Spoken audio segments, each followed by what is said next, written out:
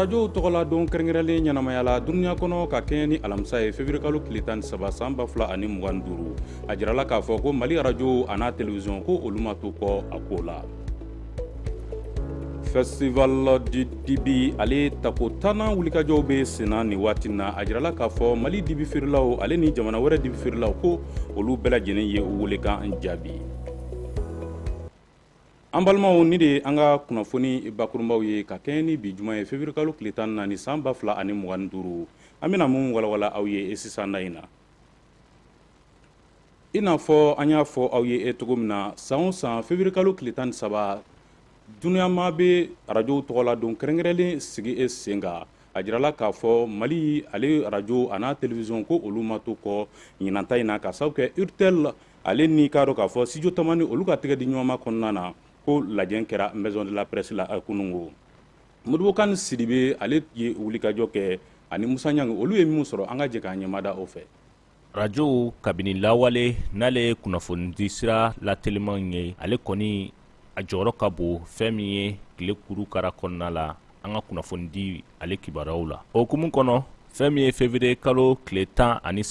ale ye don kɛrɛnkɛrɛnnen diɲɛ kɔnɔ walasa ka arajo ni ka a la ɲɛnamaya. O hukumu kɔnɔ kuluba mun sigilen don Mali kɔnɔ n'o bɛ arajo kow ani télévision kow ɲɛma n'a bɛ wele urtel olu ye nin don kɛrɛnkɛrɛnnen na ɲɛnamaya walasa ka se ka hakilijigin kɛ arajo ale jɔyɔrɔ la kunnafonidi ale hukumu kɔnɔna la. A baara kɛ fo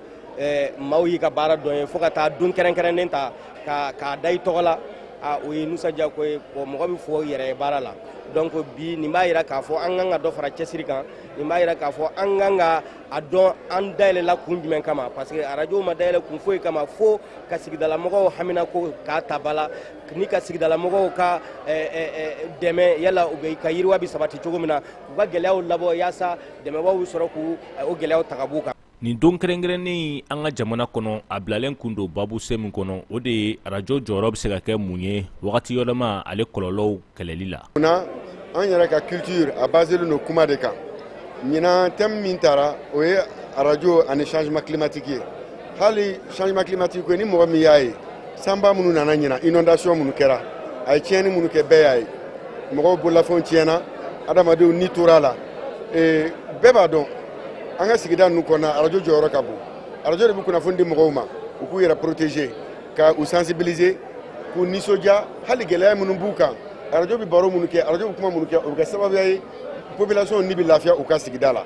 bɛɛ kan ka arajo ni arajo baarakɛlaw dɛmɛ walasa u bɛ se k'u jɔyɔrɔ fa. An bɛ waati min na gɛlɛya min bɛ yen o ye diɲɛ bɛɛ ka gɛlɛya de maintenant arajo kunnafonidiso de surtout arajo olu y'o gɛlɛya ye cogo min na ne ma la ni maa yɛrɛ y'o gɛlɛya ten laɲini ye min ye u k'an dɛmɛ fɔlɔ an ka o gɛlɛyaw ta ka bɔ an ka kunnafonidisow kan. U ye tasibila kɛ ka se arajo baarakɛla dɔw ma minnu jɔyɔrɔ bonyara kosɛbɛ Mali kɔnɔna la arajo ko ale gun kan o dɔ ye Lala Keyita ye u ye jɔnjɔn kɛ ka tasibila kɛ ka ɲɛsin a ka baaraw ma walasa fɛn min ye don n'a nataw ye arajo baarakɛlaw u bɛ se ka cɛsiriw bonya kunnafonidi ale carili la an ka jamana kɔnɔ. I n'a fɔ a y'a faamuya cogo min na Mamadu Jalo ale de ye ɲɛfɔli ninnu bɛɛ lajɛlen kɛ anw ye. O kama an bɛ tɛmɛ ni kunnafoniyaw ye an bɛ aw ladɔnniya k'a fɔ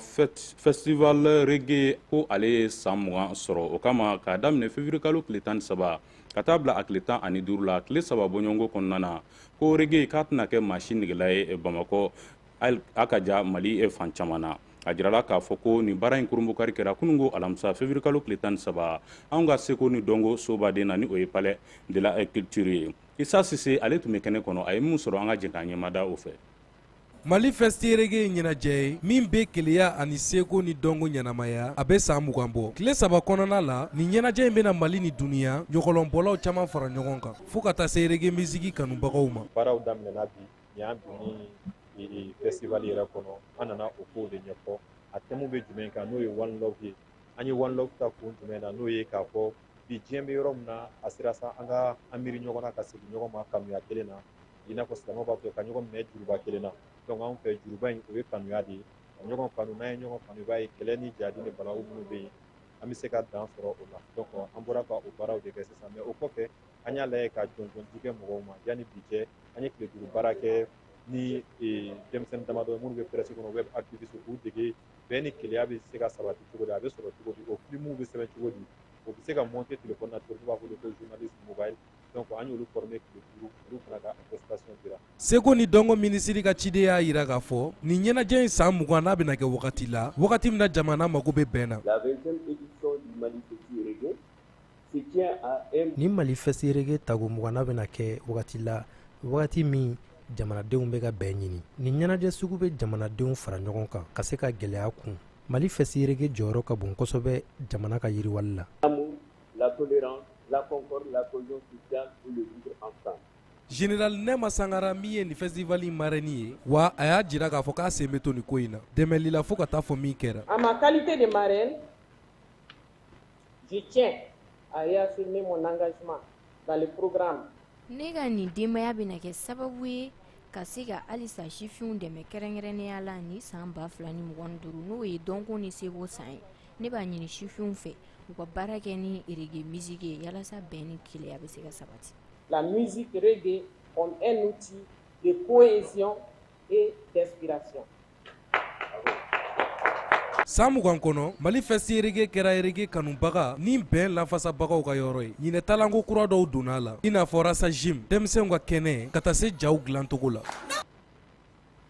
halisa an bɛ tɛmɛ ni kunnafoniyaw ye ka tali kɛ festival du dibi ale tako 10nan wulikajɔw la a jirala k'a fɔ nin baaraba in bɛ sen na anw fɛ yan an ka place du 51 la kunnafoniyaw y'a jira k'a fɔ mali dibi feerelaw ale ni jamana wɛrɛ dibi feerelaw ko olu bɛɛ lajɛlen ye welekan jaabi o kama min ye dibi duman jenibagaw ye ka taa se bagan feerelaw ma ko bɛɛ lajɛlen kɔni b'a la kɛ i niyɔrɔ sɔrɔ nin ko la a jirala k'a fɔ mali furanjɛla faga ɲɛma n'a bɛ général d'armée Asimi Goita ale ko fɔ ko baara in bɛɛ lajɛlen bɛ ale ka bonya kɔnɔna na Aissata Ba ale ni Mamadu Jalo olu ye wulikajɔw kɛ a ko la u ye mun sɔrɔ an ka jɛn k'an ɲɛmada o fɛ. Agence Influence Group ale ye a ka laada la tile ni festival di dibi ale tako 10nan baaraw labɛnni ye festival min yɛrɛ bɛ dibitigi ale ni tobilikɛla 200 ni kɔ fara ɲɔgɔn kan Mali seko ni dɔnko lakɔrɔtaliko kama ni sogo jeniko ɲuman ye. Bon ni na 10 ans fana édition yi mun ye vraiment an y'a bonya ta k'a da an ka fama ma n'o ye Asimi Goita ye parce que ale yɛrɛ y'a fɔ cogo min na ko n'ale échouera k'ale kelen tɛ ko jeunesse malienne bɛɛ de don ka tila ka da kan tuguni ko 2025 ko ye année de la culture ye donc ka dan o dɔrɔn ma an minnu bɛ culture baara la an minnu bɛ ka baara kɛ pour que Mali lakodɔn an ye ambassadeur culturel de ye an ye promoteur culturel de ye donc an de kan ka ko bɛɛ kɛ pour que vraiment Mali ka se ka rayonner. Ni lajɛrɛ in ye ɲɛnajɛ kɛnɛ ye min na koba camanw bolondalen don ɲina. Tile kelen kana jɛ mɔgɔ kɔ parce que don o don création de bɛ yen 14 février n'o ye Saint-Valentin ye an bɛ Salif Keita fo a ko k'a bɛna concert di ko depuis a bɛ dɔnkili da k'a ma di ka ɲɔgɔn concert di bon ka bɔ o la fɛrɛ kɛnɛ don fana bɛ yen nɔ. ɲina festival di dibi ale bonya talen don ka bila AES kɔrɔ ni ka Niger ale kɛ jamana welelen kɛrɛnkɛrɛnnen ye bonya in yɛrɛ sɛbɛkɔrɔ fora kosɛbɛ Nigerkaw fɛ. Donc alhamdulilayi an kɔni anw ye Nigérien an nusanjalan don fo ka dan tɛmɛ anw n'a qualité caman parce que n'i y'a jateminɛ nin ye sogo de donc nin fana sogojala de bɛ yan yɔrɔ in na nin ye yaji de ye o bɛ fɔ ko kan donc o fana bɛ yen nin fana saga sogo don nin ye sɛ de donc nin fana n delila k'a ɲɛf'i ye ne yɛrɛ nana ne création ye Bamakɔ yan. nin y'a san 10nan ye ni an ka sifinw o y'u ɲɛsin dibi ma san 10 tɛ tile 10 ye an b'u fo k'u waleɲuman dɔn an y'a dɔn k'a fɔ ni kɛwale in a bɛ dɔn dɔnko ani seko kɔnɔ mun ye 2025 ye n'an ka président ko ɲinan ye dɔnko ni seko san ye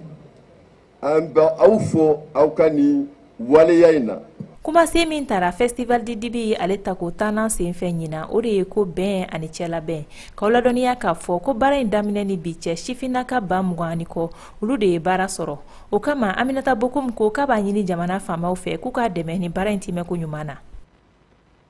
Février kalo tile 14 ale ye maa jarabilenw tɔgɔ la don kɛrɛnkɛrɛnlen min bɛ ɲɛnamaya duniya fan 14 bɛɛ lajɛlen na a jirala k'a fɔ Bamakɔ wulikajɔw yɛrɛ bɛ sen na nin waati na ka se ka nin don kɛrɛnkɛrɛnlen ale ɲɛnamaya o kama min ye anw ka jagokɛlaw ye samara feerebagaw fini feerebagaw ka taa se sumajalanw ale ni lajɛlifɛn wɛrɛw ma ko olu b'a la ka dɔ sɔrɔ ka bila u jufa la.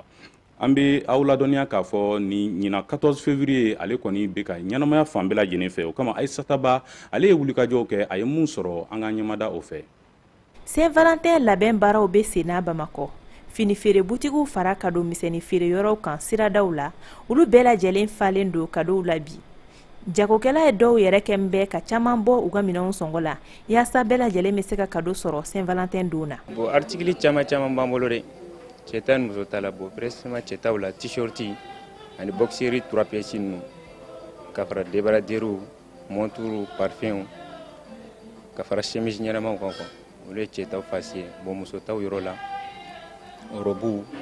ka fara baraselew kan ani collier ninnu ani parfum bɛ yen nɔ lunettes ka fara jean pantalon ko olu bɛɛ bɛ se ka kɛ cadeau ye. I m'a ye wa. An kɛlen don ka 30% sigi a bɛɛ lajɛlen kan. Wa hali sabanan fana bɛ yen nɔ a kan ka bali 14. Ni mɔgɔ min b'a fɛ k'an bali ou bien n'i b'a fɛ an k'a bila an ka carton ɲɛnama kɔnɔ butigi yɛrɛ tɔgɔ bɛ min kan pour que u k'a dɔn k'a fɔ k'a bɔra butigi min kɔnɔ. Bon ɲinan ta in a ma nɔgɔn dɛ. Ɲiningalikɛlaw ka ca kojugu kojugu. U bɛ ɲininkali la yɛrɛ de. Mais kelen-kelenw bɛ ka kɛ i b'a fɔ aw ye min ta sisan n'ale taara. I m'a ye. Bon an ka prix bɛ duguma ɲinan kojugu. I ma tugu ye. Bon ninnu bɛ yen nɔ an bɛ ninnu dɔw di 3,000. Hali n'o y'a sɔrɔ caman bɔlen don jagominɛnw olu sɔngɔ la, sannikɛlaw olu sen na ka suma jagokɛlaw ka fɔ la. Yan ani Yusuf Traoré bɛnna min kun n'an bɛɛ sanni kɛ a muso ye. Comme yɛrɛ b'a kalama cogo min na donc Valentin ko don bon bɛɛ ni i bɛrɛmatan don. An fana essayer ka programme dɔɔni kɛ pour que an fana diɲɛbaw bɛ se ka nisɔndiya dɔɔni quoi. N bɛ cadeau di chaque fois k'a sɔrɔ Saint Valentin tɛ. Mais bi ta kɔni c'est programme pour Saint Valentin ou bien. Ni waati in na jarabilenw kɔni bɛ ka ko bɛɛ kɛ yaasa ka se ka cadeau sɔrɔ u diyaɲɛbaw ye Saint Valentin don. Nka maaw bɛ dugu kɔnɔ halisa minnu kɔni ko jarabi kan ka jira diɲɛ don bɛɛ. An bɛ amuru fêter san kalo 12 an bɛ amuru fêter o de la tile kelen a ka dɔgɔ amuru fêteli la. Awɔ ne tilala ka ban an bɛɛ ka cadeau kɛ ɲɔgɔn o de b'a fɛnɛ diya dɔɔni ɲɔgɔn bolo quoi. Ne kɔni ne b'a fɔ je t'aime et je t'adore. Ɲinan jarabi la ɲɛnamayali la maaw hakilina tɛ kelen ye ni dɔw ka sɔrɔ waatiba don dɔw yɛrɛ t'a dɔn ko bɛ sen na barisa ko don bɛɛ lajɛlen dama ka kaɲa olu bolo.